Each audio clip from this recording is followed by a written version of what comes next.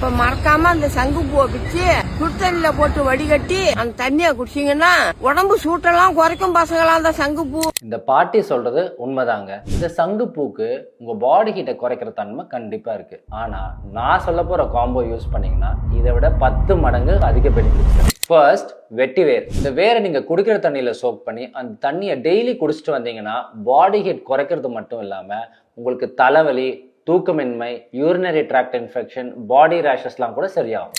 Second, கொத்தமல்லி. இந்த கொத்தமல்லி விதையை நல்லா அரைச்சி தண்ணியில மிக்ஸ் பண்ணி டெய்லி குடிச்சிட்டு வந்தீங்கன்னா பாடி ஹீட் குறைக்கிறது மட்டும் இல்லாம உங்களுக்கு பாடியில வர acne, hormonal issues like PCOS and வாயில துர்நாற்றம் கூட கம்மியாயிடும். தேர்ட், நெல்லிக்காய்.